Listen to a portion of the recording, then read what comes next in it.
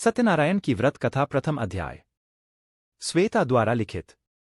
बहुत समय पहले की बात है, सर्वशास्त्र ज्ञाता श्री सूत जी से हजारों की संख्या में ऋषि मुनिगण मिलने पहुंचे। वहां पहुंचकर सभी मुनियों ने सूत जी को नमन किया और पूछा, हे परमपिता, कलयुग के समय में ईश्वर की भक्ति के लिए मनुष्यों को क्या करना होगा? कलयुग में उन्हें मोक्ष की प्राप्ति कैसे होगी? हे प्रभु, कृपया आप हमें किसी ऐसे तप के बारे में बताएं जिसे करने से मन की मुराद पूरी होने के साथ ही पुण्य की प्राप्ति हो जाए। ऋषियों की बात सुनने के बाद सूत जी बोले, हे मुनिगण, आप सभी ने मनुष्यों के हित के बारे में एक अच्छा सवाल किया है। मैं आप सभी को एक ऐसे व्रत के बारे में बताऊंगा जिसके बारे में खुद लक्ष्मीपति ने नारद मुनि को बताया था। आप सभी इस व्रत को ध्यानपूर्वक सुने। एक बार नारद मुनि दूसरों के हित की अभिलाषा लिए कई लोकों के भ्रमण पर निकले। इस भ्रमण के दौरान घूमते घूमते एक दिन वह मृत्युलोक यानी धरती पहुंचे। यहां नारद मुनि ने देखा कि सभी मनुष्य अपने कर्मों का फल भोग रहे हैं। इसके कारण सभी दुख से पीड़ित हैं। यह देख उनके मन में एक सवाल आया कि ऐसा कौन सा उपाय निकाला जाए जिसका पालन करने से मनुष्यों के दुखों का अंत किया जा सके। अपने इस सवाल को लेकर नारद मुनि विष्णु लोक पहुंच गए। वहां उन्होंने भगवान नारायण की आराधना की। प्रार्थना करते हुए नारद मुनि बोले, हे प्रभु, आप तो सर्वशक्तिशाली हैं, आपका कोई अंत नहीं है। आप सभी भक्तों के कष्ट को दूर करते हैं, आपको मेरा प्रणाम है। नारद मुनि की यह बातें सुनकर भगवान विष्णु प्रकट हुए और कहा, हे नारद मुनि, आपके मन में ऐसा कौन सा सवाल है जिसके लिए आप यहां पधारे हैं?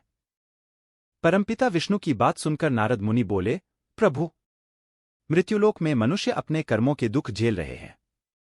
भगवन, आप अगर मुझ पर तनिक भी दया करते हैं तो कृपा करके मुझे बताइए कि मानव ऐसे कौन से काम करे जिससे उन्हें इस दुख से मुक्ति मिल सके। विष्णु भगवान ने जवाब में कहा, हे मुनि, मानव जाति की भलाई के लिए आपने एक अच्छा सवाल किया है। मैं आपको वह बात बताऊंगा जिसका पालन करने से मनुष्यों का मोह से नाता छूट सकता है। इतना कहने के बाद भगवान विष्णु ने व्रत के बारे में बताना शुरू किया। उन्होंने कहा, स्वर्ग और मृत्यु दोनों लोकों में एक ऐसा व्रत है जिसे करने से पुण्य की प्राप्ति हो सकती है। उस व्रत का नाम है श्री सत्यनारायण भगवान की पूजा। इस व्रत को पूरे विधि विधान से जो भी करेगा उसे सुख और मोक्ष की प्राप्ति होगी। विष्णु भगवान से इस व्रत के बारे में सुनते ही नारद मुनि ने फिर पूछा, हे ईश्वर, इस व्रत को करने से कौन सा फल मिलेगा और इसे करने की विधि क्या है? इस व्रत को सबसे पहले किसके द्वारा किया गया था और इस व्रत को किस दिन करना शुभ होगा? प्रभु, आप इन सभी सवालों के जवाब दें। नारद के सवालों का जवाब देते हुए भगवान विष्णु कहते हैं, दुखों को दूर करने वाले इस व्रत को करना बहुत आसान है। इसको करने के लिए मनुष्यों को पूरी भक्ति से शाम के समय ब्राह्मणों के साथ श्री सत्यनारायण भगवान की पूजा करनी होगी। इसके लिए सबसे पहले भोग तैयार होगा। भोग के लिए दूध, केला, घी और गेहूं के आटे को 1/4 भाग में लेना होगा। गेहूं नहीं है तो उसकी जगह साठी के आटे का उपयोग किया जा सकता है। फिर शक्कर और गुड़ सहित सभी खाने योग्य पदार्थों को मिलाकर भगवान को भोग लगाना होगा। व्रत रखने वाले को भजन, कीर्तन का आयोजन करना होगा। भक्ति में लीन होकर भगवान सत्यनारायण की अर्चना करनी होगी। इसके बाद व्रत रखने वाले को ब्राह्मणों और सभी परिजनों को भोजन कराना चाहिए।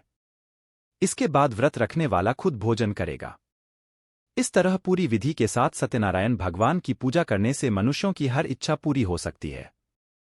साथ ही यह कलयुग में मोक्ष प्राप्त करने का एकमात्र सरल उपाय है। इस तरह श्री सत्यनारायण कथा का पहला अध्याय पूरा होता है।